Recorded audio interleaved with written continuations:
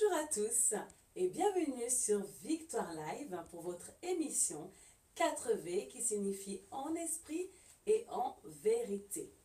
Je suis la sœur Donna et je suis ravie de vous retrouver aujourd'hui pour un nouveau numéro. Aujourd'hui, je reçois le pasteur Rodin Côté qui va aborder un sujet très intéressant. Il s'agit de ce que plusieurs n'aiment pas entendre. Bonjour pasteur. Bonjour sœur Donna. Comment allez-vous? Ça va bien par la grâce de Dieu. En tout cas, je suis vraiment ravie, pasteur Rodin, de vous recevoir à nouveau. Moi aussi, ravi d'être là. Voilà, parce que mine de rien, ça fait déjà 3 ans. Oui. On s'est vu pour une émission 4V en février 2016. Et à l'époque, le thème c'était Si je meurs ce soir. C'est ça. C'était déjà très riche. Et là, je sais que ça va être encore intéressant et que le Saint-Esprit va nous faire du bien. Par la grâce de Dieu. Dites-moi, pasteur Rodin, je sais que donc, vous êtes pasteur, vous prêchez. Pour ceux qui ne vous connaissent pas encore, est-ce qu'on peut parler un petit peu de vous? Ça fait combien de temps que vous avez eu l'appel? Qu'est-ce que vous faites aujourd'hui? Où vous êtes basé? D'accord. Alors, je salue tout le monde, les frères et sœurs qui nous suivent. Que Dieu vous bénisse. Je suis pasteur Rodin Côté. Je suis pasteur de l'église Amour Éternel qui se trouve au pavillon sous-bois. Nous sommes au 146 avenue Aristide Briand, 93 320 les pavillons sous-bois. Donc, je suis pasteur et ça fait depuis 2013, j'ai eu mon appel, Amen. l'appel au ministère, et il y a eu quelques temps de préparation, et en 2015, j'ai été consacré, ordonné pasteur. Gloire à Dieu. Et voilà.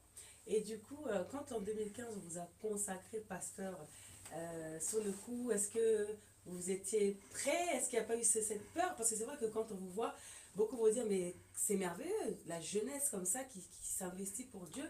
Sur le coup, est-ce qu'il n'y a pas eu quand même cette crainte de dire, mais est-ce que je vais assumer? Qu'est-ce qui s'est passé dans votre tête à ce moment-là? Alors, c'est vrai qu'il y a une certaine peur qui vient, mais au-delà de tout, il faut se confier au Seigneur. Amen. C'est le Seigneur qui donne cette assurance. La Bible déclare, c'est lui qui produit en nous le vouloir et le faire. Amen. En fait, ce n'est pas par notre force, c'est sa force à lui. Amen. Ce n'est pas notre capacité, mais c'est sa capacité à lui. L'apôtre Paul dit notre capacité, au contraire, vient de Dieu. Amen. En fait, ça vient de lui. Et c'est vrai que quand on reçoit l'appel, et on le voit dans la vie de plusieurs personnes dans la Bible, par exemple Jérémie, il était jeune, il recevait l'appel de Dieu, et il se posait beaucoup de questions. Voilà, il y a des questionnements qui peuvent arriver, mais je pense qu'au-delà de tout, si c'est vraiment l'appel qui vient de Dieu, Dieu vous donnera la paix afin que vous puissiez accomplir la mission à laquelle il vous a appelé. Amen. En tout cas, gloire à Dieu. Donc, on est là en live sur la web radio, donc www.victoire-du6live.com et aussi sur la page Facebook Victoire Live. Donc, pasteur Rodin Côté, là, on va aborder un sujet vraiment pointu.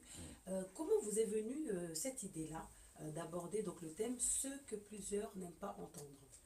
Alors, cette idée m'est venue,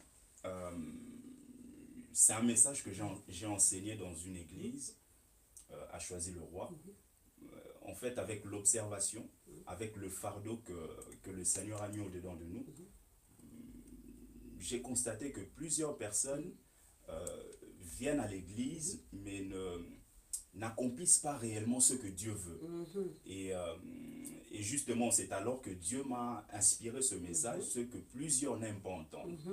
Et ce que plusieurs n'aiment pas entendre, c'est pour essayer de montrer aux enfants de Dieu que ce monde veut nous faire croire un certain nombre de choses. Ce monde veut nous inculquer un certain nombre de choses. Alors que nous, qui sommes enfants de Dieu, nous devons être focalisés sur ce que Dieu veut. Amen. Ce n'est pas ce que nous voulons d'abord, c'est ce que lui veut. C'est sa volonté qui est parfaite. Amen. Vous voyez, nous pouvons avoir notre volonté à nous. La société peut avoir sa volonté. Les parents peuvent avoir leur volonté. Les amis, le mari peuvent avoir leur volonté. Mais au-delà de tout cela, vous avez la volonté de Dieu qui doit s'accomplir dans nos vies. Donc, ce que les gens, plusieurs n'aiment pas entendre, c'est pour dire que il faut vraiment que nous puissions retourner vers ce que Dieu veut. Amen. Non pas ce que nous voulons. Voilà. Donc, c'est dans cet aspect-là que je pense que nous allons voir quelques points qui vont nous permettre de bien comprendre le thème. En tout cas, moi, je suis vraiment ravie que l'on puisse partager sur ce sujet. C'est un sujet qui me semble très, très, très intéressant. J'ai hâte de vous écouter. Donc, bien aimé, je vous invite vraiment à bien vous connecter, à partager ce qui se passe en ce moment parce que on va vraiment laisser la parole au pasteur Rodin Couté qui va vraiment nous enseigner par rapport à ce sujet ce que plusieurs n'aiment pas entendre. Pasteur, je vous laisse la parole. Nous bénissons le Seigneur. Merci, Sœur Donna. Donc, notre thème est ce que plusieurs n'aiment pas entendre. Alors, lorsque nous disons ce que plusieurs n'aiment pas entendre, d'entrée de jeu, je voudrais vous dire que parler d'entendre sous-entend qu'il y a une parole quelque part. C'est-à-dire, lorsque nous disons que ce que plusieurs n'aiment pas entendre, ça sous-entend qu'il y a une parole qui est prononcée quelque part. Donc là, nous ne parlons pas de la parole des hommes, nous parlons de la parole de Dieu. C'est-à-dire, les hommes n'aiment pas entendre ce que Dieu dit, n'aiment pas entendre ce que Dieu est en train d'ordonner. Vous voyez, il y a quelque chose qui se passe dans la Bible. Vous avez ce qu'on appelle les dispensations. Et les dispensations, c'est ce que les théologiens utilisent comme mot, c'est simplement la manière utilisée par Dieu pour pouvoir traiter la race humaine, pour pouvoir traiter les hommes. Vous allez voir, on parle par exemple de la dispensation de l'innocence, de la conscience, ainsi de suite, de la loi. Et aujourd'hui, nous sommes dans la dispensation de l'Église ou de la grâce. Et il y aura une autre dispensation par la suite. Donc vous allez remarquer que malgré le changement des dispensations, il y a quelque chose qui ne change pas et que Dieu continue à parler. Dieu parle aux hommes.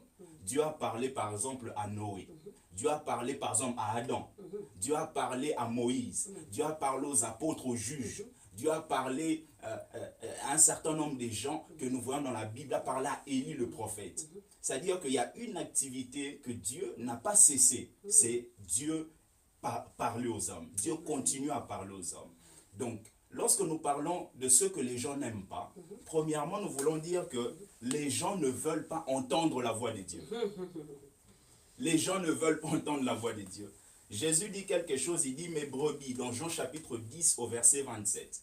Il dit « Mes brebis entendent ma voix, je les connais et elles me suivent. » C'est-à-dire la particularité des brebis du Seigneur, ce n'est pas premièrement qu'elles vont à l'église. Ce n'est pas premièrement qu'elles vont dans une salle où on chante Alléluia, Alléluia. C'est-à-dire la particularité des brebis, c'est d'abord d'entendre la voix de Dieu, d'entendre la voix de leur maître. Cela veut dire que si vous êtes brebis, que vous n'entendez pas la voix de votre maître, il y a un sérieux problème.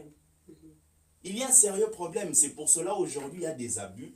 Il y a des prophètes, entre guillemets, qui font des dégâts parce que les gens n'ont pas appris à entendre la voix de Dieu. N'ont pas appris à entendre la voix de Dieu. Jésus ne dit pas mes brebis entendent la voix du diable. Il ne dit pas ça. Il dit mes brebis entendent ma voix. Amen, amen, amen, amen. Ce qui fait que lorsque vous savez discerner la voix de votre maître, toute autre voix, vous allez mettre ça à côté parce que ce n'est pas la voix du berger. Amen, alléluia. Ce n'est pas la voix du berger. Est-ce que vous entendez la voix de Dieu? Est-ce que vous entendez la voix de votre maître? Et aujourd'hui, nous avons un sérieux problème, même au niveau des ministères, Sœur Donna, parce que même ceux qui prêchent n'entendent pas Dieu au préalable. C'est-à-dire, ils prêchent l'expérience, ils prêchent la formation, ils prêchent ce qu'ils ont entendu. Mais très peu prêchent ce que Dieu veut qu'ils prêchent en ce moment-là. Oh, Seigneur. Très peu. Très peu. C'est pour ça que nous n'avons pas beaucoup de résultats. Parce que ça ne vient pas directement de Dieu. Il y a des choses en tant que prédicateur, vous pouvez penser être bonnes. Mais ce n'est pas le moment. La Bible déclare, un bon berger donne la nourriture convenable au temps convenable. Mais le temps convenable là, qui le connaît? Si ce n'est que le Saint-Esprit. Vous voyez, si ce n'est que le Saint-Esprit. Donc, il faut premièrement que nous apprenions à écouter la voix de Dieu, entendre la voix de Dieu. Et plusieurs n'aiment pas ça. Aujourd'hui, lorsque vous allez évangéliser, par exemple, vous allez voir les gens dans la société pensent que vous galérez tellement, vous êtes tellement en manque que voilà, vous allez parler de Jésus, ainsi de suite. Parce que les gens ne veulent pas entendre la voix de Dieu. Il avait dit, lorsque vous entendez sa voix, n'endurcissez pas votre cœur. N'endurcissez pas. C'est-à-dire cet après-midi-là, lorsque nous sommes en train de parler sur ce plateau, il y a un objectif qui est derrière et que Dieu veut que chacun d'entre nous, nous puissions entendre sa voix. Que nous puissions nous dire que, ok, c'est Dieu qui me parle, je dois prendre en considération ce qu'il est en train de me dire. Parce qu'il renouvelle sa bonté dans ta vie et dans ma vie, bien-aimé. Il renouvelle. Il dit, ses bontés ne sont pas épuisées. Et ses compassions ne sont pas à leur terme. Elles se renouvellent chaque matin. J'aime le dire, le matin c'est l'image du soleil. Le soleil c'est la lumière. Et la lumière c'est la parole de Dieu. Alléluia. À chaque fois que la parole de Dieu est annoncée, c'est un renouvellement que Dieu est en train de vous accorder. Amen, amen. De vous dire, je renouvelle mes bontés. Et il faut que toi, tu puisses saisir ces bontés-là. Tu puisses les saisir. Plusieurs prêchent, mais ne prêchent pas exactement ce que Dieu veut. Ils prêchent pour leur ventre. Ils prêchent pour devenir riches. Ils prêchent pour devenir connus. C'est pour cela qu'il n'y a pas beaucoup de résultats. Donc dans notre thème, nous disons ce que plusieurs n'aiment pas entendre. Nous avons premièrement, je vais vous donner quelques points. Premièrement, plusieurs ne veulent pas entendre la voix de Dieu. Dans Hébreux chapitre 3 au verset 7, la Bible dit ceci. C'est pourquoi selon ce que dit le Saint-Esprit, aujourd'hui, si vous entendez sa voix, n'endurcissez pas vos cœurs, comme lors de la révolte, le jour de la tentation dans le désert. Bien-aimé, lorsque tu entends la voix de Dieu, n'endurcis pas ton cœur. Dieu te parle, il veut que tu sois en relation avec lui. Lorsque l'homme a péché dans Genèse, l'homme s'est éloigné de Dieu. Et Dieu a cherché toujours un moyen pour pouvoir rapprocher l'homme vers lui. Il voulait que l'homme soit à côté de lui. Parce que l'homme avait perdu l'intimité. Et les prophètes, les sacrificateurs, les souverains sacrificateurs étaient là. Mais personne ne pouvait réaliser ce que Dieu était en train d'envisager. C'est pour cela Jean est en train de pleurer dans l'Apocalypse. Il dit, personne ne fut trouvé digne d'ouvrir le livre de vie, ni de le regarder. C'est un vieillard qui vient lui dire, non, il y a quelqu'un. Ne pleure pas Jean, parce qu'il y a quelqu'un qu'on appelle le lion de la tribu de Juda. Le rejeton de David, la racine de toute la descendance de David. Il dit, c'est lui qui a vaincu. C'est lui qui a vaincu. Et lorsqu'on parle de Jean, concernant le lion de la tribu de Juda, Jean, il se retourne, il ne voit pas un lion. Jean, il voit un agneau. Parce que Jésus ne devait pas se donner comme un lion. Il devait se donner comme un agneau. Un agneau se laisse. C'est alors que Jésus était venu pour se laisser et mourir pour tes péchés à toi et mes péchés à moi. Frères et sœurs, lorsque tu entends sa voix, n'endurcis pas ton cœur. N'endurcis pas ton cœur. Dans les choix, dans les projets, plusieurs ne veulent pas entendre la voix de Dieu. C'est pour ça qu'il y a beaucoup d'échecs. Plusieurs pleurent. Même dans les mariages, il y a beaucoup de personnes font des choix, mais sans Dieu. C'est pour cela qu'ils se disent, mais si Dieu, tu es où? Dieu est là. Le fils prodigue, lorsqu'il a demandé l'héritage, le fait de demander l'héritage, c'était toute une insulte à l'égard de son père. Parce qu'un testament prend sa validité à la mort du testateur. C'est-à-dire le fait de demander l'héritage au moment où son père est vivant, automatiquement il dit à son père implicitement, je veux ta mort. Mais le père n'avait pas résisté. Le père a dit, ok, vas-y, prends, vas-y. Il est parti. Mais lorsqu'il est parti, le père était resté au même endroit. C'est lui qui est parti. Et lorsqu'il est revenu, le père était toujours au même endroit.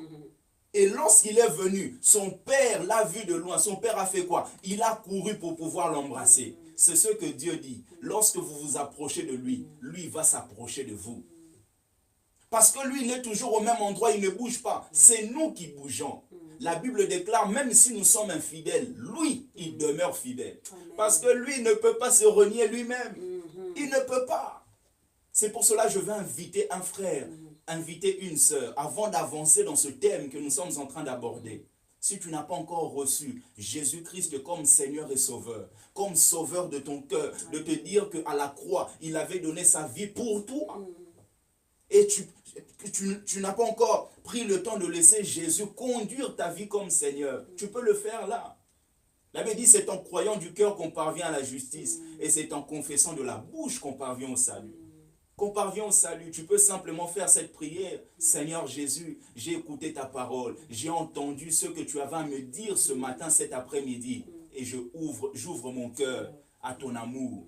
Je veux que tu me diriges comme Seigneur et que tu puisses régner comme Sauveur dans ma vie. Amen. Voilà, c'est une joie dans le ciel. La Bible déclare lorsque un homme se répand, c'est une joie au ciel. Voilà, vous venez de le faire, c'est merveilleux, que Dieu vous bénisse. Et si vous l'avez fait, vous pouvez contacter des hommes et des femmes qui sont déjà dans la foi, qui pourront vous aider à avancer dans votre marche avec Christ. Donc nous continuons dans notre thème, ce que les gens n'aiment pas entendre. N'aiment pas entendre. Vous savez, Dieu parle, la sœur Donna. Dieu a parlé concernant celui qu'on appelle Paul. Il avait dit qu'un jour, dans Actes chapitre 13, ils étaient en train de jeûner et de prier. Le Saint-Esprit a parlé, a dit, mettez-moi à part Barnabas et Saul pour l'œuvre à laquelle je les ai appelés. Dieu parle. Dieu continue à parler. Lorsque vous étudiez le livre d'Apocalypse, Révélation, vous allez voir, Dieu parle à un certain nombre d'églises. L'église de Philadelphie, d'Éphèse, ainsi de suite. Mais regardez à la fin, Dieu insiste sur une chose. Que celui qui a des oreilles entende ce que l'Esprit dit à l'église. Parce que l'Esprit parle. Le Saint-Esprit, c'est poussé par l'Esprit que les hommes ont parlé de la part de Dieu. Ce qui veut dire, quand un homme qui est appelé de Dieu, qui est authentique, vient en devant de vous, ce qu'il vous dit, c'est Dieu qui vous parle au travers de lui. Dieu veut que vous puissiez avancer dans votre foi. Il veut que vous puissiez aller de progrès en progrès. Il veut que vous puissiez connaître réellement le plan qu'il a pour vous. Ça veut dire qu'il a des projets de paix et non de malheur, afin de nous donner un avenir et de l'espérance. Parce que Dieu parle. Bien-aimés, soyons sensibles à la voix de Dieu. Deuxièmement, je vais aller dans les différents points que je suis en train d'aborder. Deuxièmement, plusieurs n'aiment pas entendre la vérité. Plusieurs n'aiment pas entendre la vérité. Et lorsqu'on parle de la vérité, premièrement, c'est Christ, c'est lui la vérité. Il dit, je suis le chemin, la vérité, la vie. Vous savez, les apôtres, les principaux sacrificateurs n'interdisaient pas aux apôtres d'enseigner. Interdisaient aux apôtres d'enseigner au nom de Jésus. C'est facile d'enseigner. On va vous laisser. Regardez ici dans la société. Quand vous allez dispatcher les choses concernant, par exemple, une boîte de nuit, on ne va pas vous créer de problème. Mais lorsque vous allez pour pouvoir distribuer des choses concernant un événement, là où on va parler de Christ, automatiquement, ça vous crée un problème. Parce que ce n'est pas interdit d'enseigner, mais interdit d'enseigner au nom de Jésus. Parce qu'ils savent que Jésus est la vérité. Et comme les hommes n'aiment pas la vérité, automatiquement, ils combattent ça. Vous n'avez pas remarqué? Vous pouvez être dans une société, lorsque vous parlez de Pokémon pour les enfants, lorsque vous parlez de manga, lorsque vous parlez des boîtes de nuit, des fois même on vous laisse parler. Mais lorsque vous commencez à parler, Jésus vous aime, oh non, c'est les histoires de la religion, là on ne veut pas de ça ici. Parce que les gens ne veulent pas entendre la vérité. Ne veulent pas. Parce que la vérité c'est Christ. Il n'y a point d'autre chemin par lequel les hommes peuvent être sauvés. Si ce n'est que le chemin de Jésus. Le seul nom qui nous a été donné, c'est le nom de Jésus, par lequel tout homme peut être sauvé. Parce que la grâce est disponible. C'est à nous d'ouvrir nos cœurs à l'amour de Dieu. À l'amour de Dieu. Dans 2 Timothée chapitre 4, le verset 3. La Bible dit, car il viendra un temps où les hommes ne supporteront pas la saine doctrine. Il viendra un temps où les hommes ne supporteront plus la saine doctrine. Ne supporteront pas la saine doctrine. Vous allez voir, lorsqu'on organise un événement, on met Jésus-Christ comme thème. Vous avez 10-15 personnes dans la salle. Mais lorsque vous mettez par exemple des choses liées à la prophétie, liées aux délivrances, ainsi de suite, les gens aiment ça. Les gens aiment ça. Et des fois, quand ils arrivent là-bas, on leur dit, ok, il faut donner 500 € pour ta délivrance, il faut donner 1000 € pour ta délivrance. C'est-à-dire, ce n'est plus la saine doctrine. Mais les gens aiment ça. Les gens aiment tout ce qui est mystique. Les gens aiment tout ce qui est complexe. C'est pour cela, lorsque vous allez devant quelqu'un, vous lui dites, il faut croire pour pouvoir être sauvé. Te dit, mais c'est trop facile. Seulement croire. La personne a besoin que vous puissiez lui dire, il faut dormir par terre pendant 15 jours, il faut jeûner pendant 30 jours, il faut aller là-bas, il faut faire ceci, monter là-bas. Les gens aiment tout ce qui est difficile, alors que Dieu vient simplifier. Et d'ailleurs, le rôle d'un prédicateur, c'est de simplifier. Ça servira à quoi de compliquer les gens, alors que toi, tu es là pour les édifier. Tu as une bonne nouvelle, tu viens encore me compliquer, mais tu n'as pas compris.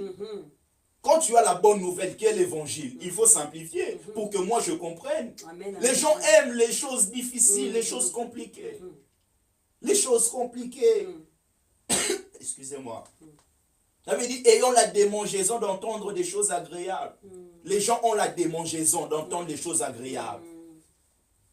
Les gens ont la démangeaison. Parce que si les gens ne supportent plus la saine doctrine, ça veut dire dans la saine doctrine, il y a un certain nombre de choses qu'ils ne voudront pas entendre. C'est pour cela que nous disons ce que plusieurs n'aiment pas entendre. Ils n'aiment pas entendre quoi? La saine doctrine. Lorsque vous parlez des choses, lorsque vous dites non, tu es avec ta femme, il faut être fidèle avec ta femme. Mais les gens n'aiment pas ça. Les gens aiment dans une église où l'impudicité règne, où l'adultère règne, où les gens vivent dans la débauche. Les gens aiment ça. C'est-à-dire que la personne vit dans le péché, mais aime qu'on puisse lui imposer les mains pour lui dire « Tu es béni, tu es béni, tu es bien-aimé ». Aucun serviteur de Dieu ne peut aller au-delà de la parole de Dieu. Aucun. S'il y a un fondement qui est établi, bien-aimé, personne, quel que soit son rang, quelle que soit sa fonction, ne peut aller au-delà de ça. L'apôtre Paul dit « J'ai posé le fondement » comme un sage architecte. Personne ne peut poser un autre fondement que celui qui a été posé, à savoir Jésus-Christ. Il n'y a pas d'autre fondement. Et d'ici quelqu'un vous annonce un autre évangile, qu'il soit anathème. C'est-à-dire qu'il soit maudit parce qu'il n'y a pas d'autre évangile. Il n'y a que l'évangile de Jésus-Christ, la bonne nouvelle de Jésus. La bonne nouvelle de Jésus. Ils auront la démangeaison d'entendre des choses agréables. Ils se donneront une foule de docteurs selon leurs propres désirs. Si vous allez voir dans les églises, on commence même à tailler des pasteurs. Notre pasteur ne prêche que sur ça. Ne prêche que sur ça. Parce qu'il y a un certain nombre de gens à l'église qui financent. Et comme les gens financent, automatiquement, en donnant l'argent, arrivent à récupérer un certain pouvoir. Donc, commence à dire au pasteur, non, ce domaine-là, tu ne touches pas. Ce domaine-là, tu ne touches pas. Vous allez voir dans une église, il n'y a que des femmes divorcées. Et dans ces femmes divorcées-là, vu qu'elles gagnent un peu d'argent, elles donnent au pasteur. Automatiquement, elles disent au pasteur, il ne faut pas trop toucher le problème de divorce parce que ça va nous faire un peu mal au cœur, ainsi de suite. Ils auront la démangeaison d'entendre des choses agréables. Ils se donneront une foule de docteurs selon leurs propres désirs. Détourneront l'oreille de la vérité. Ils vont détourner l'oreille de la vérité parce qu'ils n'aiment pas entendre la vérité et se tourneront vers les fables. Vers les fables. Quand vous allez, vous êtes pasteur, vous êtes frère, vous êtes sœur, vous allez prier pour quelqu'un, vous arrivez, la personne vous raconte son histoire, vous dites, ok, Jésus-Christ est capable, nous allons prier, est-ce qu'on peut fermer les yeux? La personne vous dit, oh, c'est tout. Parce que les gens aiment les fables, aiment qu'on puisse raconter les histoires, qu'on puisse dire, ok, tu vas aller te jeter dans l'eau pendant 10 fois, tu vas aller là-bas, tu vas aller là-bas, je vais faire tourner, je vais faire agiter. Les gens aiment ça. Vous voyez le jour où Naaman est arrivé au devant du prophète Élisée. Et d'ailleurs, le prophète Élisée ne l'a pas vu. Le prophète Élisée lui a dit simplement, va te jeter 7 fois dans l'eau du Jourdain. Lui, il commence à se dire, mais oh, il commence même à comparer les mers. Il commence à dire, mais il n'y a pas ça, il n'y a pas ça, il n'y a pas ça. C'est-à-dire que dès ce jour-là, on a commencé à apprendre même un certain nombre de noms concernant les mers, concernant la rivière, concernant toutes ces choses-là, à cause de Naaman. Parce que Naaman veut que les choses soient compliquées. On lui dit simplement, va te jeter 7 fois. Il dit non, moi je pensais qu'il allait sortir, il va s'agiter. Les gens aiment ça. Quand les pasteurs sont là en train d'agiter, il enlève les chaussures, il dit aujourd'hui, sacrificateur par excellence. Les gens aiment ça. Et ils disent, oh là là là, Dieu est là. Bien aimé, Dieu n'est pas simplement là où il y a le feu. Dieu n'est pas simplement là où il y a le vent. Même dans un bruit léger là, Dieu peut être là. C'est ce qu'il a appris à Élie. Élie cherchait Dieu là, mais Dieu n'était pas là. Dieu n'était pas là-bas. Dieu était dans un bruit léger. Léger. Dieu était là. Les gens n'aiment pas la vérité. 1 Timothée chapitre 4, le verset 1, pour aller aborder deux points qui nous restent rapidement. Là, il dit, mais l'Esprit dit Prends ton temps, expressément, pasteur. Prêche, pasteur, prêche. mais l'Esprit dit expressément que dans les derniers temps, quelques-uns abandonneront la foi pour s'attacher à des esprits séducteurs et à des doctrines de démons. Dans les derniers temps, nous sommes déjà dans les derniers temps. Dans les derniers temps, nous sommes là. Bien aimé, bientôt Jésus va revenir, prendre son église. Nous sommes dans les derniers temps. Quelques-uns abandonneront la foi, ce qu'on appelle l'apostasie, le fait d'abandonner la foi. D'abandonner la foi. Vous allez voir des gens qui étaient là, qui étaient assidus, mais du jour au lendemain, les gens ne veulent plus entendre parler la parole de Dieu, ne veulent plus se rassembler avec des frères, des sœurs, veulent rester à l'écart. L'objectif de Dieu, ce n'est pas de nous mettre à l'écart. Dieu est un père, et tout père est celui qui essaie de mettre son enfant dans un environnement familial, que son enfant puisse bien grandir. Et Dieu, connaissant toutes ces choses, il sait que nous devons avoir une famille chrétienne. C'est pour cela d'ailleurs nous avons des églises locales. Mais quand vous voyez des gens qui commencent à combattre des églises, oh non, les églises là, les églises... Bien aimé, je viens de naître, vous voulez que je sois dans la rue? Quel est ce papa-là qui va vivre la naissance de son fils, excusez-moi, et laisser son fils comme ça dans la rue? Lorsque nous naissons de nouveau, Dieu nous donne un endroit là où nous pouvons évoluer, là où nous pouvons grandir, là où nous pouvons recevoir des enseignements, là où nous pouvons évoluer avec des frères dans l'amour fraternel, dans la communion, la fraction du pain, dans l'amour fraternel, dans les enseignements des apôtres, des prophètes, des pasteurs, comme Éphésiens chapitre 4 est en train de dire, qu'il a donné aux uns comme pasteurs, apôtres, prophètes, évangélistes, docteurs, pour le perfectionnement des saints en vue de l'œuvre du ministère et de l'édification du corps de Christ. Parce que si vous négligez les 5 là, automatiquement, il y a certaines missions qui ne seront pas accomplies. La Bible dit c'est pour le perfectionnement. Toi, tu veux mettre ça à l'écart. Automatiquement, la perfection ne va pas arriver. L'édification ne va pas arriver. C'est pour cela qu'il faut faire très attention, frères et sœurs. De plus en plus, nous avons des gens qui sont à la maison, qui ne prient plus. Je ne dis pas que ces gens-là ont toujours tort. Il y a des gens qui ont connu un certain nombre de choses, des déceptions des pasteurs, des déceptions des apôtres, des déceptions des églises. Mais je veux vous dire une chose, si les hommes vous ont déçus, Jésus ne déçoit jamais. Amen.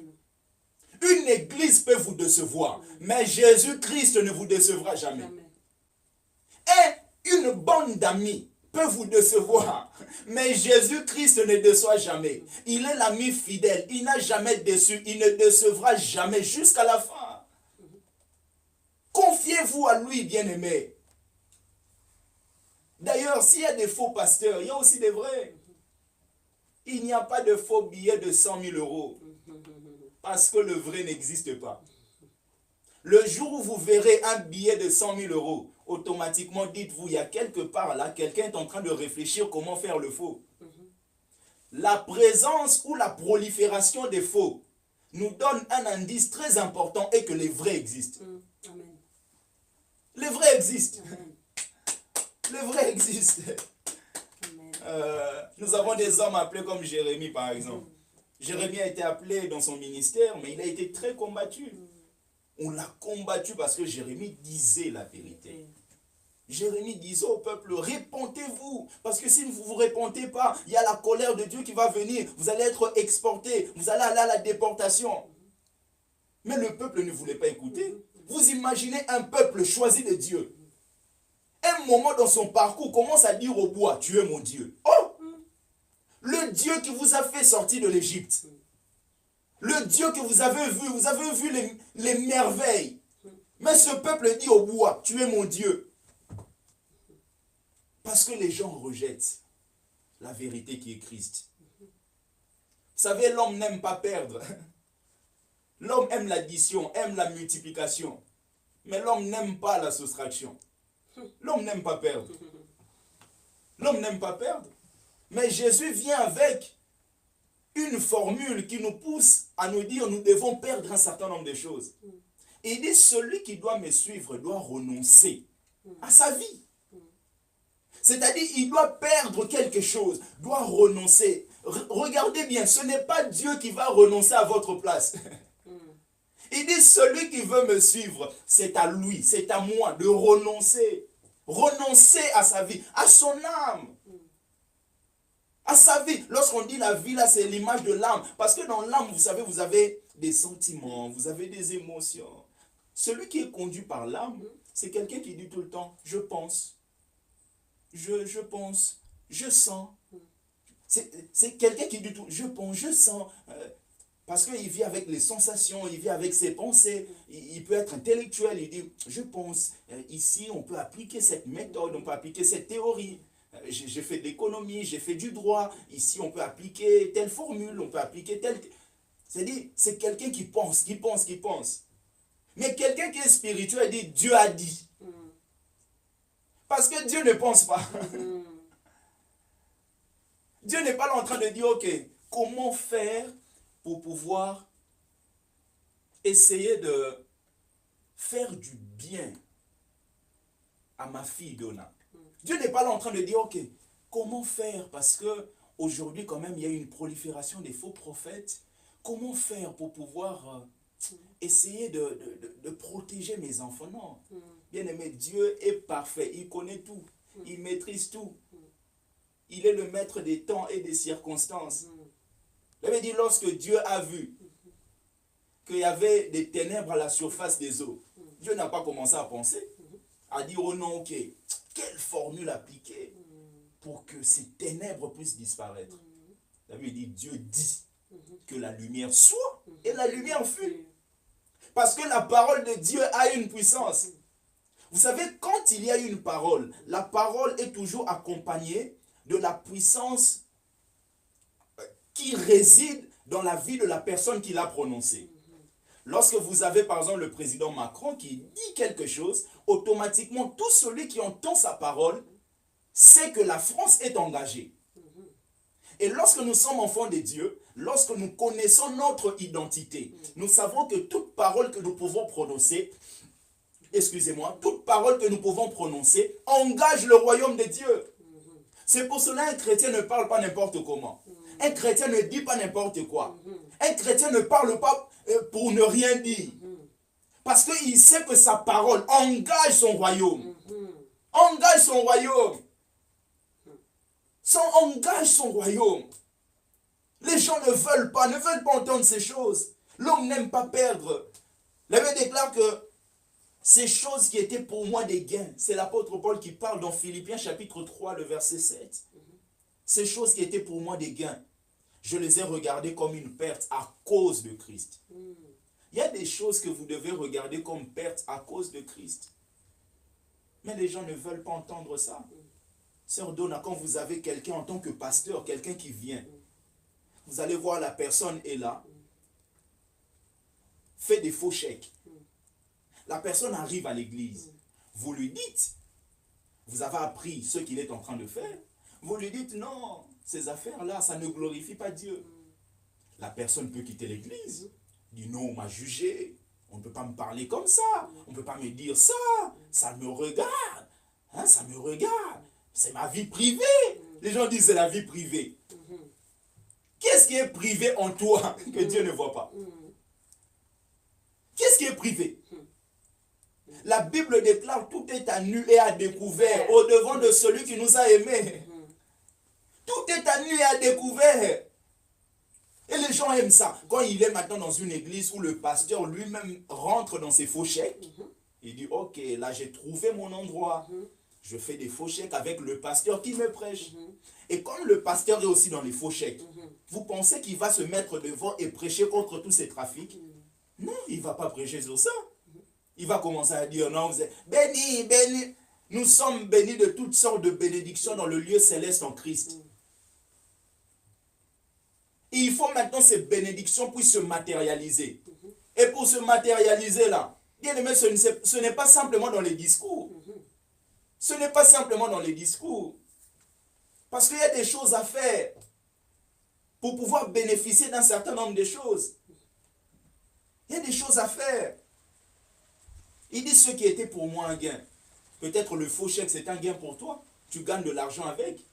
Peut-être faire des trafics des cartes bancaires, c'est un gain pour toi. Parce que à la fin du mois, tu as peut-être 2 000 euros, 3 000 euros. Peut-être même tu arrives à 10 000 euros par mois. C'est un gain que tu as. Mais l'apôtre Paul dit, à cause de Christ, je regardais toutes ces choses comme une perte. Comme de la boue. C'est-à-dire que c'est quelque chose qui... C'est même pas intéressant. C'est même pas intéressant. C'est-à-dire que ça ne correspond pas à ma nature en tant qu'enfant de Dieu. Ça ne correspond pas. Ça ne correspond pas.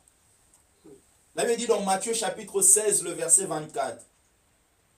Alors Jésus dit à ses disciples, si quelqu'un veut venir après moi, qu'il renonce à lui-même, qu'il se charge de sa croix et qu'il me suive. Car celui qui voudra sauver sa vie la perdra, mais celui qui la perdra à cause de moi la trouvera. Je dis tout à l'heure, la vie qui est utilisée, c'est en grec, nous avons le mot âme. Il dit pour me suivre, il faut faire deux choses. Premièrement, renoncer à vous-même. Deuxièmement, il faut que vous puissiez charger de votre croix. Il doit se charger de sa croix.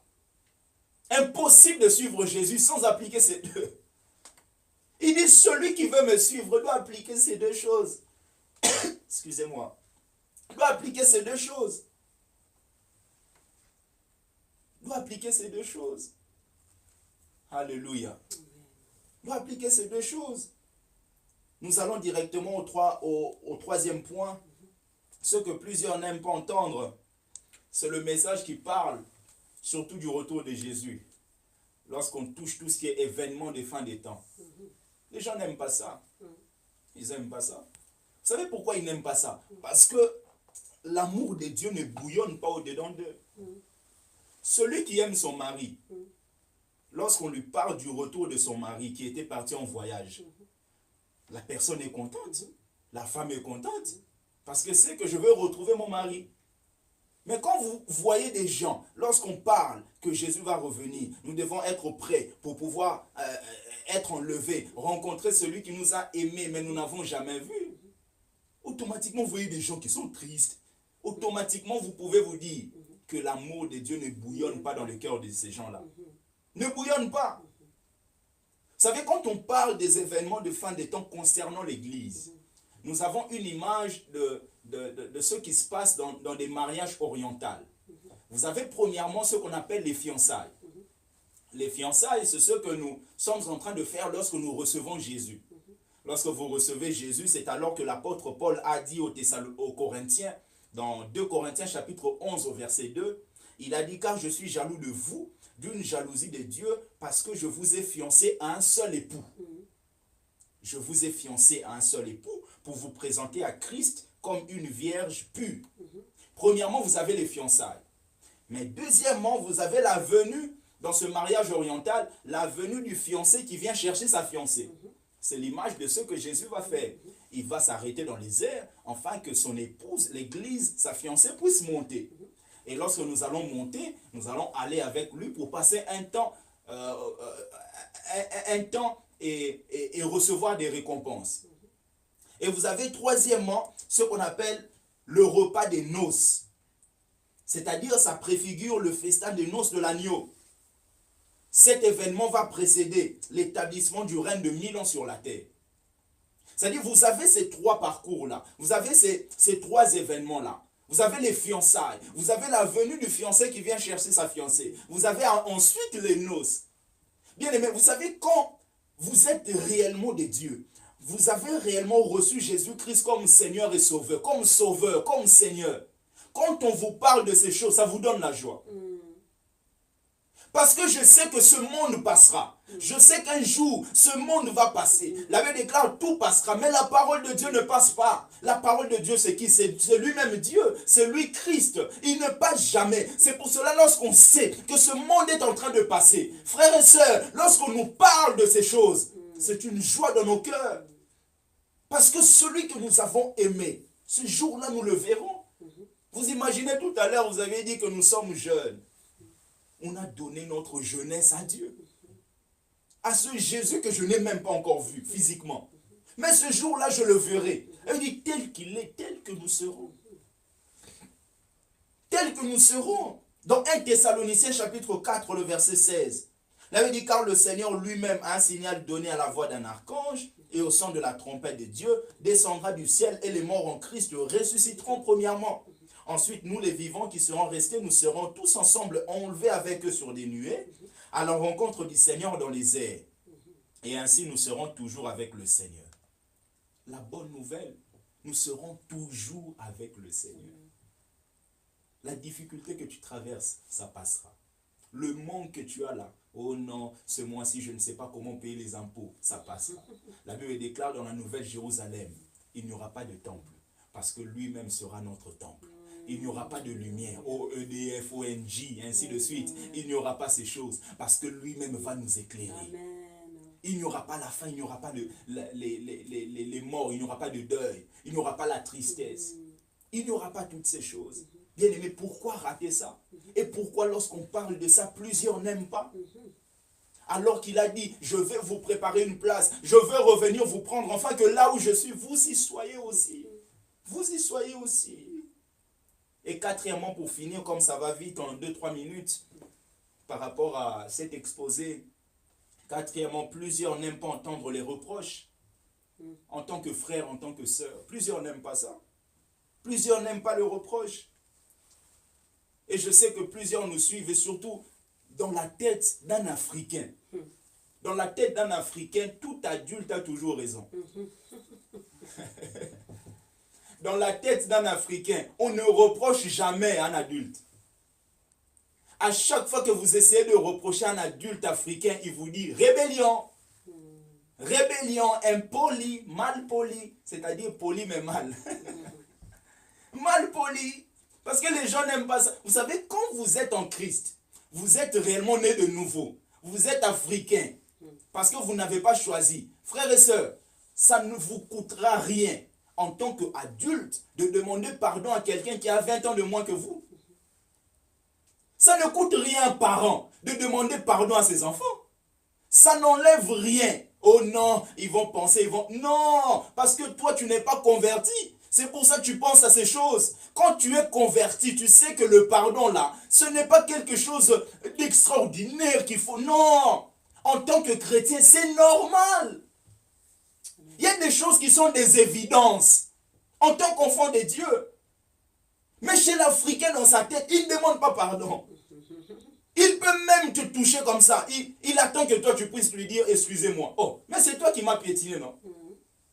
Les gens n'aiment pas le reproche. Même en tant que pasteur, dans les églises, on n'aime pas les reproches. Regardez dans les églises, quand quelqu'un vient dire, ok pasteur, j'aimerais vraiment, ça fait des années, nous sommes là, comprendre, nous avons combien dans la caisse. On va vous appeler rebelle. Rebelle. Il veut connaître l'argent. Non, mais c'est leur argent, non? C'est eux qui mettent l'argent. Mais les gens ne veulent pas. Quand on dit au pasteur, par exemple, oh pasteur, je vois que, vous savez, on n'est pas en train de bien gérer l'argent parce que ça fait des années, ça fait 15 ans que l'église existe, mais nous sommes toujours là à chercher comment payer la salle, ainsi de suite. Et oh non, rebelle. Parce que les gens n'aiment pas le reproche. Et quand on n'aime pas le reproche, on ne peut pas bien avancer. Parce qu'il y a des choses que vous ne pouvez pas voir, mais les autres voient. Et quand ils vous disent, ça vous permet d'avancer. Voilà un peu ce que nous avions voulu, par la grâce de Dieu, partager. Je crois que ça bénit plusieurs. Ah oui. Et nous allons continuer. Que Dieu vous bénisse encore. Je remets la parole à la sœur Donna. En tout cas, gloire à Dieu. Merci beaucoup, Pasteur Rodin. Gloire à Dieu de vous avoir inspiré ce message. Le responsable de la production me fera signe pour la fin. Mais moi, j'ai quelques questions. C'est vrai que j'ai été nourrie. C'était très édifiant. Je sais que ceux qui nous ont suivis ont été aussi bénis. Alors, quand vous dites renoncer à soi-même, il y en a parfois qui ne comprennent pas exactement. Ça peut aussi parfois faire peur. Quand on est ignorant, on a peur parfois de ce qu'on ne connaît pas. Donc, est-ce que vous pouvez juste expliquer simplement peut-être à un jeune converti ou quelqu'un qui commence à s'intéresser à Dieu mais qui ne connaît pas trop, quand il entend renoncer à soi-même, qu'est-ce que ça veut dire et quel est le bénéfice en fait de ça? Alors, lorsque nous disons renoncer à soi-même, renoncer à sa vie, comme la Bible le dit, le mot utilisé par vie, en grec, nous avons le sens de l'âme. renoncer au désir de l'âme. Parce que l'âme vous dit, je pense, je sens. Vous voyez? Donc, le fait de renoncer, c'est dire non à une chose. D'accord. Voilà. C'est simplement, pour pouvoir commencer ce parcours-là, il faut que vous-même, vous puissiez dire non à mes propres pensées, Amen. à mes propres sentiments, Amen. mais je dis oui à quelque chose d'autre. Amen. Voilà. Très bien. Je dis oui à quelque... Il ne faut pas simplement dire non et rester là. Vous resterez toujours au même endroit. Il faut dire non à mes propres pensées, à mes propres visions, mais dire oui à la vision de Jésus-Christ. Amen. Voilà un peu ce que nous sommes. Gloire à Dieu. Merci beaucoup, pasteur, parce que vraiment, c'est très bien répondu, c'est clair. Parce que du coup, c'est vrai que beaucoup parfois se posent des questions, ils ne comprennent pas trop des fois notre langage, Oui, ou oui. parfois la parole de Dieu. Et là, c'est vraiment, j'ai beaucoup aimé votre réponse parce que je ne savais pas comment vous allez l'amener, mais effectivement, c'est vrai que c'est ça, en fait, quelque part. Parce que des fois, on dit, bon, renoncer à soi-même, donc je ne comprends pas, en fait, je dors à l'église, je renonce à moi-même, donc je ne vis plus, je n'ai plus de vie. Les gens ne comprennent pas. Mais c'est très, très fort ce que vous avez dit. Effectivement, être capable de dire non, non au mal, non à ce qui n'est pas bon, et dire oui à la parole de Dieu, oui à Jésus. Vraiment, vraiment. Pasteur, est-ce que vous pouvez peut-être rassurer quelqu'un? Je pense toujours à ces personnes qui n'ont pas compris, parce que pour moi, quelqu'un qui n'entend pas, qui n'accepte pas d'entendre la voix de Dieu, c'est quelqu'un qui n'a pas compris. Parce que quand on a compris l'amour de Dieu, la parole de Dieu, forcément, on est sur la bonne voie. Est-ce que vous pouvez rassurer quelqu'un aujourd'hui, toujours dans la continuité de renoncer à sa vie, les bienfaits, finalement, les bienfaits de quand on se peut dire oui, justement, à Christ. Justement, quand vous dites oui, enfin, quand vous dites non à toutes ces mauvaises choses et vous dites oui à Christ, vous avez la première des choses qui est la vie éternelle. Amen. Et la vie éternelle, on ne la vend pas dans un marché. Donc c'est quelque chose qui n'est pas quantifiable dans le sens de la monnaie. Donc c'est déjà un bénéfice que nous avons. Et lorsque vous dites non à vos propres pensées, et vous voulez que les pensées de Dieu, la volonté de Dieu s'accomplisse dans votre vie, automatiquement vous allez vivre des choses extraordinaires parce que Dieu ne se trompe jamais. Plusieurs aujourd'hui pleurent parce qu'ils font des projets sans Dieu. La Bible déclare, même Dieu parle aux enfants d'Israël, il dit, je suis contre vous parce que vous prenez des résolutions sans me consulter. Alors, qu'est-ce qu'on conseille aux gens aujourd'hui? C'est-à-dire que ma soeur, mon frère, tu as un projet. Tu as un projet avec ton mari, ma soeur, ou mon frère, tu as un projet. Qu'est-ce que doit faire cette personne? Il faut aller consulter Dieu. Amen. C'est-à-dire de vous-même, vous pouvez avoir une pensée. Mais il faut demander à Dieu. Amen. Qu'est-ce que Dieu tu veux de ce projet-là? Amen. Qu'est-ce que Dieu tu veux de cette pensée-là? Un moment, David, avant d'aller en guerre, il consultait Dieu. Amen. Et avant de partir, Dieu lui avait dit premièrement, pars. Mais deuxièmement, Dieu lui dit, ne pars pas. Parce que lorsque vous écoutez Dieu, il ne faut pas écouter une fois Dieu et fermer les oreilles. Parce que le Dieu qui vous dit d'aller annoncer à Ézéchias qu'il va mourir, c'est le même Dieu qui peut vous dire quelques secondes après d'aller lui dire à la même personne que je lui ai donné 15 ans de plus. Amen. Il faut écouter Dieu continuellement. Ce qui veut dire que quelque chose, Dieu peut te dire oui maintenant. Demain, la même chose, te dit non. Alors, pasteur, il y en a qui vont dire, oui, moi je parle à Dieu, il ne me répond pas. Alors, la Bible dit que Dieu parle tantôt d'une manière, tantôt d'une autre. C'est vrai que là, on a parlé de, beaucoup ne veulent pas entendre la voix de Dieu, etc. etc. Alors, est-ce qu'il y en a qui ne savent pas, comme vous avez parlé de sensibilité, est-ce qu'il y en a qui ne sont pas sensibles? Est-ce que, si quelqu'un aujourd'hui me dit, bon, ma soeur, moi j'ai suivi l'émission, comment Dieu va me parler? Est-ce que vraiment il me répond? Justement, Là, c'est ça. qui répond à David. Justement, c'est ça la question, parce que c'est tout un enseignement. Comment écouter Dieu? Premièrement, je vais donner quelques pistes. Premièrement, Dieu nous parle au travers de sa parole, au travers de la Bible. C'est-à-dire, à chaque fois que vous ouvrez la Bible, Dieu vous parle. C'est poussé par l'Esprit que les hommes ont parlé de la part de Dieu. La Bible est inspirée de Dieu. C'est Dieu qui vous parle. Deuxièmement, comme Job a dit, Dieu parle tantôt d'une manière, tantôt d'une autre. Dieu peut vous parler par la bouche des autres. C'est-à-dire, vous sortez, vous voyez quelqu'un qui ne vous a jamais vu, qui ne vous connaît pas, qui vous dit par exemple, Dieu est avec vous dans ce projet, continuez, ne lâchez pas. Automatiquement, si vous avez le discernement, vous saurez que non, là c'est Dieu qui me parle. Amen. Il peut vous parler par la bouche des autres. Amen. Dieu nous parle par la voix audible. C'est-à-dire, vous pouvez être là, Dieu vous parle clairement. Je veux que vous fassiez ça, je ne veux pas que tu sortes aujourd'hui. Parce que ce n'est pas une habitude d'aller au boulot tous les jours. Dieu peut vous dire un jour, je ne veux pas que tu sortes. Je ne veux pas, je te veux dans ma présence. Je veux que tu sois là. Tu passes un moment dans l'adoration. Dieu peut te parler par une voix audible. Dieu peut te parler par une voix intérieure. C'est pour cela plusieurs disent, je sens, parce qu'ils ne savent pas comment exprimer ça. Le Saint-Esprit te parle et dit non, il y a quelque chose qui m'a dit non, c'est l'Esprit qui te parle. Et quand l'Esprit te parle, il faut écouter. Donc Dieu nous parle par plusieurs, il nous parle par des prédications, il nous parle par des émissions telles que Victoire Live. C'est-à-dire que lorsque vous avez une radio, une télé comme ça, c'est-à-dire c'est Dieu qui passe au travers de tout celui qui l'a inspiré pour pouvoir t'annoncer la parole. Automatiquement, lorsque tu es sensible, tu sais que là, ce papa-là n'était pas avec moi. Ce jeune-là n'était pas avec moi. Donc, s'il dit ces choses-là, automatiquement, c'est Dieu qui veut que je puisse l'entendre. Gloire à Dieu. Vous avez parlé de vérité, qu'on doit dire la vérité, etc. etc. Est-ce qu'il y a une façon de dire la vérité ou est-ce qu'on doit la dire comme elle vient? La vérité, il faut la dire, mais... Parce qu'on a parlé de ceux qui n'aiment pas entendre la vérité, mais parlons de ceux qui disent la vérité. Quel conseil vous pouvez donner? La vérité, il faut la dire, mais Dieu est un Dieu de sagesse. Il est lui-même l'incarnation de la sagesse. Lorsque vous étudiez Proverbes chapitre 8, on nous parle de la sagesse, il s'agit de Christ lui-même. Donc, il faut dire des choses, mais il faut appliquer la sagesse dans ce que nous sommes en train de dire. Amen. Et pour clôturer, vraiment, pasteur, c'est tellement intéressant, riche, on a même plus envie de quitter. Moi, est-ce qu'il y a un conseil que vous pouvez donner aux bergers qui encadrent simplement leurs disciples, leurs assemblées, etc. Comment ils peuvent faire pour que justement les gens puissent accepter d'entendre la voix de Dieu? Comment faire pour que les gens cessent d'endurcir leur cœur? Parce que c'est vrai qu'il y a des gens qui viennent prier pendant, comme vous avez dit tout à l'heure, 10 ans, 15 ans, 20 ans, 30 ans à l'église. Le pasteur prêche, il prêche, hein. Mais la personne garde son cœur fermé. Pourquoi, pasteur? Qu'est-ce qui se passe en cette personne et qu'est-ce qu'on doit faire? Alors ce n'est pas, j'ai bien compris la question, ce n'est pas par la force humaine que la personne vient à Christ, c'est tout un miracle.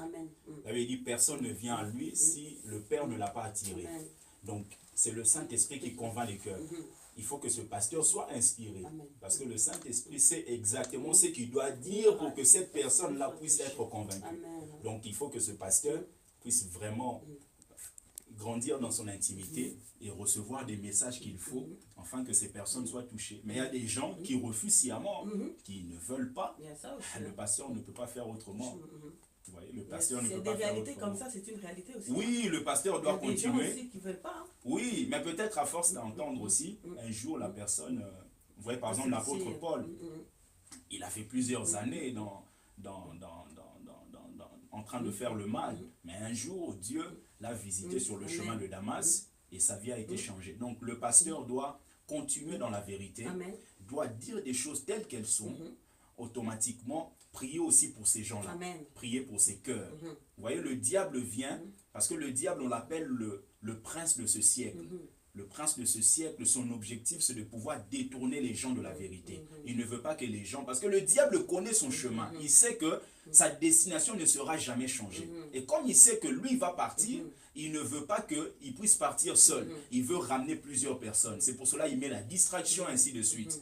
Donc, nous devons prier afin que les œuvres de l'ennemi ne puissent pas vraiment prendre place dans les églises. Que les gens, lorsqu'ils écoutent, qu'ils puissent réellement recevoir la pensée de Dieu. Amen. Parlons un peu de l'unité de l'Église, parce que vous avez parlé de l'enlèvement de l'Église. Donc c'est vrai qu'aujourd'hui les hommes, il y a l'Église un tel, etc. Quand on dit Jésus va enlever son Église, donc on comprend par là que finalement nous sommes tous le corps du Christ.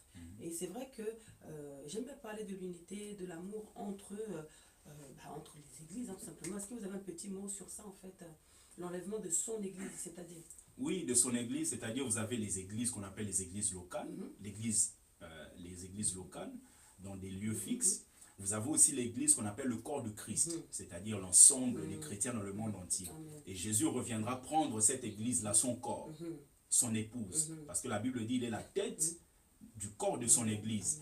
Donc, l'unité, l'amour, et d'ailleurs, c'est le message central de l'Église. Jésus a dit, on saura que vous êtes mes disciples lorsqu'on verra l'amour au milieu de vous. Il faut que nous soyons unis, mais l'unité dans la droiture, pas l'unité dans les bêtises. Pas l'unité, voilà, tu es jeune, tu as 3-4 copines, tu veux que le pasteur Rodin soit avec toi parce que c'est l'unité. Non, tu ne le verras pas. L'unité dans la droiture et dans la sainteté, pureté, consécration. En parlant de ça, pasteur, si par exemple, il y a un bien-aimé dans une assemblée qui est vraiment, comment dire, qui est vraiment animé par un esprit démoniaque, vraiment malgré lui, hein, et qui œuvre, qui a donc une responsabilité dans le ministère. D'accord? Comment le pasteur doit gérer cette situation? Est-ce qu'il doit laisser la personne continuer à servir? Ou est-ce qu'il doit, je ne sais pas, qu'est-ce que toi, papa, tu es pasteur, oui. Qu'est-ce que tu dois faire dans ce cas-là? Parce que ce n'est pas toujours évident. C'est-à-dire, Dieu te révèle que telle personne est animée par un esprit diabolique, maléfique, mais cette personne-là a un rôle important dans ton église. Ah, il faut le chasser l'esprit. Comment tu vas gérer ça, papa? Chasser l'esprit, mais comment? C'est-à-dire accompagner la personne. Non, après, il faut prier. Après, il faut chasse pas les gens il faut de non, il ne faut pas chasser. Il faut chasser le démon, on a dit. En fait, pas la personne. Ouais, il faut chasser l'esprit. C'est important ce que je dis parce que il y a beaucoup de gens qui se trouvent dans ces situations-là. Vous disiez de dire la vérité. Il y a des pasteurs qui voient des fois des choses qui se taisent ou qui ne disent rien. Ou par on se connaît depuis longtemps, par sentiment, tout ça, qui ne disent rien. Mais quelque part, c'est comme vous avez dit tout à l'heure, on n'aide pas la personne. Donc comment traiter ce genre de cas? Alors, je répondrai comme ça. Déjà, il faut savoir comment est-ce que cette personne a pu faire pour arriver à avoir ses responsabilités. Parce que s'il prêche, il fait... Donc, il y a tout un processus qu'il faut déjà suivre. Donc, si la personne se retrouve là, disons que la personne a un démon. Ah, le pasteur, il est là. Dans Marc chapitre 16, il est écrit, vous chasserez les démons. Ah, il chasse ce démon. Après, tout dépend des structures des églises. Des églises, ça peut être géré différemment. Donc, je pense qu'il faut d'abord se poser les questions. Comment est-ce qu'une personne se retrouvant avec des difficultés, enfin, avec des problèmes sérieux au niveau spirituel, peut se retrouver à avoir des telles responsabilités à l'église?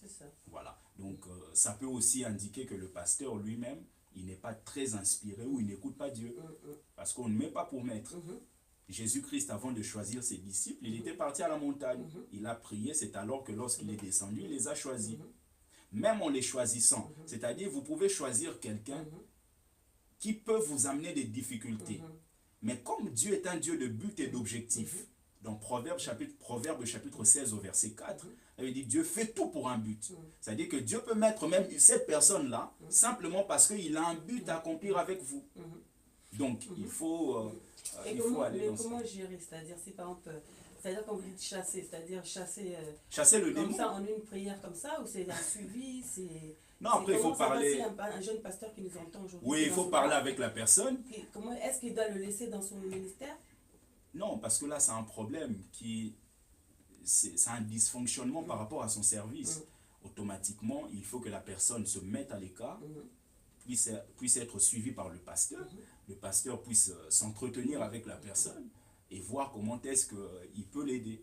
Donc, une fois que la personne est aidée, et si la personne a toujours cette soif-là de servir et que le pasteur a la conviction de Dieu de pouvoir travailler avec cette personne, ils peuvent continuer à cheminer ensemble. Gloire à Dieu. Dieu est un Dieu d'amour, Dieu est merveilleux. Donc vraiment, papa pasteur Rodin Côté, merci beaucoup pour toutes ces réponses riches. Est-ce que vous avez un mot pour la fin, un mot pour clôturer un petit peu par rapport à ce sujet, ce que plusieurs n'aiment pas entendre? C'est tellement riche, c'est tellement vraiment costaud, hein? C'est un sujet très intéressant, surtout très très intéressant. Moi vraiment je vous remercie au nom de toute l'équipe de Victor Live, hein, vraiment pour ce sujet très riche. Je sais que ce sujet a parlé à beaucoup de personnes. Est-ce qu'il y a un petit mot de la fin? Oui, je dis merci. Je te dis merci, sœur Donna. Je dis merci à mon frère David de Victor Live. Et je dis merci à vous qui nous avez suivis. Nous faisons simplement l'œuvre de Dieu. Et c'est le thème que Dieu avait prévu que nous puissions partager. C'est tellement vaste. C'est un enseignement que j'avais donné pendant 5 ou 6 dimanches. Donc, c'est très vaste. Et je crois que par la grâce de Dieu, on reviendra. C'est notre maison. Et ce que plusieurs n'aiment pas entendre, par rapport à tout ce qu'on a dit, c'est vrai, il faut s'asseoir, s'examiner soi-même. Comme le prophète Sophonie est en train de dire dans Sophonie chapitre 2, premier, deuxième verset, il dit « Rentrez en vous-même », c'est Dieu qui parle, « Examinez-vous ». L'apôtre Paul dit même aux chrétiens, il dit « Rentrez en vous-même, examinez-vous pour savoir si vous êtes encore dans la foi ». Vous voyez, on peut se dire des choses, mais des fois, on ne s'assoit pas pour pouvoir s'examiner. Certaines personnes pensent être quelque part, mais ne sont pas là. Parce que ne prennent pas le temps de s'examiner. Voilà, donc je crois que ça bénit plusieurs. Et que Dieu vous bénisse encore et encore. Et surtout, marchons dans la crainte de Dieu, dans la sanctification, dans la pureté. Et soyons simples, afin que ceux qui ne connaissent pas Jésus-Christ puissent aussi avoir cette occasion-là de venir à lui. Et je crois qu'il y aura une fête au ciel. Et vous, un jour, vous recevrez votre récompense. Amen. Que Dieu vous bénisse encore. Merci pasteur. En tout cas, merci à ceux qui nous ont suivis. Et je vous dis à bientôt pour un prochain numéro. À bientôt. Revoir, bye. C'est bon.